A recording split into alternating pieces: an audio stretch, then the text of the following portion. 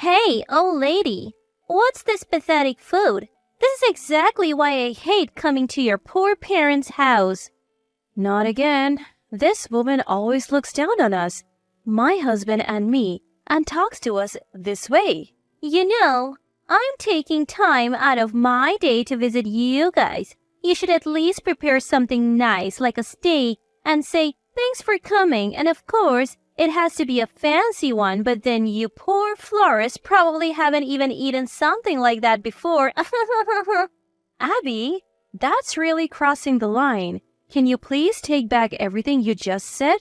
When I said that, Abby, my eldest son's wife, flew into a rage. What? Who do you think you are, acting all high and mighty? You two are only able to supply flowers to our company because of Reed's kindness. In fact, if I wanted to, I could break the contract in a heartbeat. Know your place. I couldn't help but sigh. Up until now, I had put up with her because she's my precious son's wife, but I have reached my limits. Abby, if you're going to talk like that, why don't you just break the contract? That might clear things up for both of us. Oh, you think you can say that? Don't blame me for what happens next. Don't come crying to me when you regret it. With those words, Abby stormed out of our house. What's going to happen now? Though I wonder, I'm not worried about us. Instead, I can't help but worry about Abby's future. After all, the one who will end up regretting and crying is her. My name is Allison. I'm 65 and I run a small flower shop with Clive. Though most flower shops buy flowers from special markets, in our case, we grow our flowers on the land that Clive's family has owned for generations and sell them in our own shop. It's a lot of work, but it's fulfilling to sell what we have grown ourselves and we enjoy it. Recently, we have even had customers who have sought us out from afar because they only sell it at your shop. It's moments like these that make me truly happy to be in this business. We have one son to be proud of. His name is Reed. He's turning 30 this year and already running a company. He won a student business contest in college, started his own company, and made it a big success. We helped out with some of the funds. Though it wasn't easy for us, it was for our beloved son. Reed's business combined trending AI with our family's gardening expertise and smoothly launched without any issues. He continued to grow the business, went public, and raised the company's value. His good looks, too, have led to features in magazines like Top 10 Young Entrepreneurs to Watch and Venture Entrepreneurs Carrying America's Future. Every time we heard such stories, my husband and I would laugh together, saying, "We have an incredible son, don't we? A goose gives birth to a swan." We were truly happy back then. We mistakenly thought that this happiness would last forever, but everything changed when Reed brought home Abby as his fiancée. "Dad, Mom, there's a woman I want to introduce to you both today." Reed said this before coming home. Upon hearing his words, my husband and I were thrilled. Our only son, Reed, our pride and joy. Reed was finally bringing home his fiancée. Who could this woman be who had captured Reed's heart? Could she have a personality as wonderful as Reed's? People say sons seek their mother's image in their ideal woman, so perhaps she looks like me? I was embarrassingly giddy back then. I even began imagining preparing a dress for the wedding or saving money for our grandchild. But after all, he's our only son, our pride and joy. It's natural to feel this way. So, when Abby actually arrived with Reed, it was quite shocking.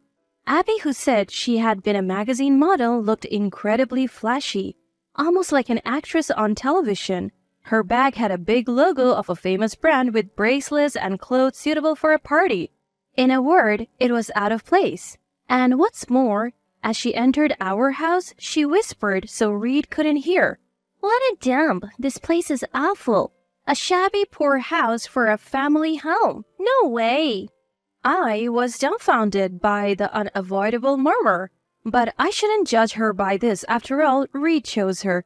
There must be something wonderful about her. I thought so and led her to the living room. Once in the living room, Abby greeted us humbly and politely, as if her earlier murmur had been a lie. "What a wonderful home you have. I'm so jealous. Reed's parents are so lovely. We want to be a happy couple just like you two. At that moment, I was probably blinded by the fact of Reed's engagement, so no matter how insincere Abby's words sounded, I buried it all under Reed chose her, so it's fine, and blessed them. Abby, build a happy home with Reed. Feel free to come and play anytime, just like this is your own home. Yes, I'll definitely do that. Mom, I love you. The two soon became officially engaged and were quickly married. But looking back, the time before the marriage was way too short. Now, I think it was all orchestrated by Abby to make sure she didn't lose her ticket to a luxurious life in Reed. Because right after the marriage, Abby showed her true nature. Hey, Abby, shouldn't you head back to your house soon? As I said this, Abby, who was lying on her couch playing a mobile game, replied, Why, you said it, didn't you? Feel like this is your own home? So that's why I am here. Every day was like this. Indeed, Abby had said this at the wedding. I'll take care of our home from now on and make sure Reed has a warm meal every day. I'll become a proper housewife that's worthy of Reed, she declared through her tears. But afterwards, Abby is like a different person doing nothing at all. She has cleaning done by professionals. Most meals are takeouts from our home. Cleaning? Why do I have to do that? Cooking? It just doesn't suit my personality, you know. In this day and age, you can pay for anything. So, why do I have to do it myself? It's not you who earns the money you're spending, right? Shut up. Reed is my wallet, so it's fine. He should be satisfied since he got to marry a beauty like me. This woman is really something else. I can't help but sigh every day wondering why Reed married her. Reed is currently busy with a new business venture, leaving everything at home to Abby. Moreover, on the rare days Reed comes home between work, she has a housekeeper cook as if she made the meal herself. Other times, she's mostly alone, lounging around our house every day, as if I were her maid. I desperately want to discuss this with Reed, but just as Abby says, he is swamped with a new business launch and it's hard to find time. Reed himself feels sorry that he can't come home or attend to Abby and recently sent me a message saying, Mom, I'm in this situation now, so I have asked Abby to take care of things. She can spend my money freely. So Abby has become even more presumptuous. Is this really what marriage is supposed to be? Most importantly, is Reed truly happy? I want pizza today. Hey, order delivery, mommy dearest. Before I could say anything, Abby continues, make sure there's plenty of pepperoni on the pizza. Oh, I let out a sigh, not knowing how many times I have done that today. But if sighing could solve everything, it might have been better, because this woman Abby finally crossed the line. Though Reed was busy at work, Abby came to her house alone. As soon as she arrived, she said, Hey, sell this house, and you guys go to a nursing home, then I'll tear this place down and build apartments. I couldn't understand what she was saying at first. Abby went on, The house is shabby, but the land is big, so we can build a pretty big apartment building. You two spend your remaining years in a nursing home, and we get rental income from the apartments. It's a win-win situation. What are you suddenly talking about? Demolishing this house and sending us to a nursing home? Why do you get to decide that? Shut up. You'll be 70 in a few years, right? You'll be all creaky and your legs will give out for sure. I absolutely won't take care of you. So go to a nursing home now. Trash belongs in the trash bin. I couldn't believe it. Treating my own husband's parents as if they were a nuisance and saying things like trash belongs in the trash can? Is this woman really the same species as us? Above all, why did Reed choose a woman like this? My head was spinning with such thoughts and it seemed as if everything was going dark in front of my eyes. Ignoring my shock, Abby was saying something. Hey, old lady, what's with this pathetic meal? This is why I hate your poor family. Ugh. She wasn't finished. She looked down on us as always and said, I am taking the time to come back home, so you should at least say thank you for coming and prepare a steak or something, right? Oh, of course. A high-quality one. You poor florists probably haven't even tasted anything like that. As I stood there stunned, Clive began silently clearing the food in front of him. Then he said quietly to Abby, That's enough. Don't come back.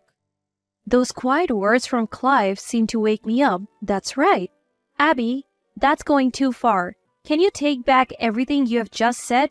Upon hearing this, Abby, my oldest son's wife, became even more furious. What?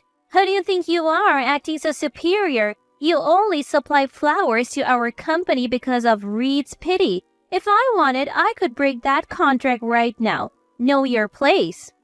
I couldn't help but sigh. I had been patient because she was my precious son's wife, but this was the limit. I had no more patience for her words after Clive's remark. Abby, if you keep talking like that, why don't you just break that contract? I think it would clear things up for both of us. Oh, is that what you want? I won't be responsible for what happens next. Don't come crying and regretting later. With that, Abby left our house with a flourish. I wonder what will happen next, but I'm not worried about us. I'm more worried about Abby's future. After all, the one who will be crying and regretting is her, not us. Reed, your parents are so mean to me. Abby, what's going on? I have an important meeting with a major shareholder soon. But they're bullying me. I can't take it anymore. Let's make them understand our position. Break the flower supply contract with your family for me, Reed. Caught off guard by Abby's sudden rant at the office, Reed seemed at a loss. That's a big decision. We have to discuss it with the major shareholder too. Our family's flowers are important. Cutting off Reed's words, Abby continued, If that's the case, I'll talk to that major shareholder. If a beautiful woman like me pleads with tears, any man will agree with me. This woman no longer seemed to bother hiding her true nature. It seems about time, so I decide to reveal myself in front of the two of them. Abby, that won't work, will it? Abby is surprised by my sudden appearance, but this is just the beginning. Abby, listen carefully. The major shareholder of this company is my parents. What? Yes, that's right. When Reed started this company, in his student days, we had invested a considerable amount, and when the company grew smoothly and went public, we acquired a lot of shares as a return on our initial investment. For our son Reed, having his parents as major shareholders means the company won't be bought and sold for profit. It's like a safety measure to protect the company. Abby, too bad for you. Your beauty, your tears, such cliched things mean nothing to me. Yes, they're like trash to me. I couldn't help but laugh as I said it. A major shareholder? So that's why the company was buying those shabby flowers from your family home? That's profit distribution. I'm reporting this to the police. Oh dear, this woman is truly hopeless. I can only sigh. Reed takes over the explanation. You, what are you talking about? The flowers grown at home are a rare species that only succeeded here in America.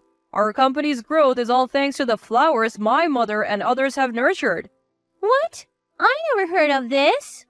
You haven't heard? I've told you several times before, and yet you really don't listen, do you? Even Reed seemed astounded. Well, it doesn't matter. I found out today, so I'm lucky. I would just forget everything I said earlier. It was just my misunderstanding. Seeing her position worsen, Abby tries to escape, but for us, this isn't something we can overlook, and there's something else we need to tell this woman. Abby, I have something to ask you. Did you tell my parents to sell their house and build an apartment and move into a nursing home? In front of me, she couldn't pretend to be innocent. Abby started to make excuses in a panic. Oh, that was... Yes, my kindness. They're in their 60s. Their legs must be weak, right? So I thought they would be happier in a nursing home. It wasn't about the apartment, really. Please believe me, Reed. Now it's too late for her tears to affect Reed. After hearing from me and witnessing Abby's true nature, Reed won't fall for her insincere tears anymore. Oh, I can't believe you anymore. Let's end this. We're getting a divorce. With the word divorce from Reed's mouth, Abby seems to have realized that there is no way out. Oh, really? Fine, I'll divorce you too, but remember, you're the one who brought up divorce first. I'll demand a hefty alimony before the divorce proceedings. Abby still seems to think she can win. Don't think this is over. With those words, Abby storms out. But those were words meant for her. She must not be made to see hell. Several months pass. The divorce between Reed and Abby concludes with the payment of a substantial amount in alimony during the divorce proceedings. The one paying the alimony isn't Reed, but Abby, because Abby was having an affair. It seems that Reed had been suspicious of Abby and had hired a professional detective agency. That's when they discovered Abby's affair with a salesman from a major real estate company. Most of Abby's extravagant spending on her credit card was to enjoy moments with that salesman. The investigative report was filled with photos of Abby frequently visiting luxurious hotels and clubs with her lover.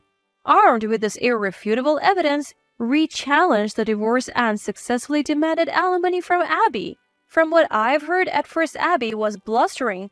"With my beauty, some rich man will pay this alimony for me." But after her marriage to Reed and the consequent lazy lifestyle, she had lost all her once gorgeous curves and slender neck. So naturally, nobody wanted her anymore.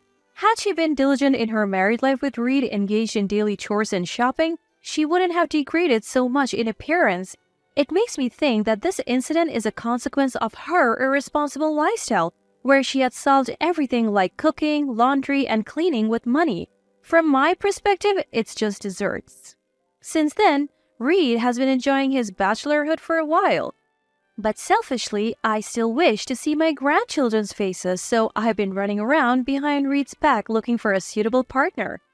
Thanks to that, my legs have gotten stronger, and the doctor even gave me the seal of approval for my robust legs, so I won't be needing a nursing home for a while. Today, I plan to go out again, relying on a friend's connection in search of a marriage partner for my son at what's being called a tea party.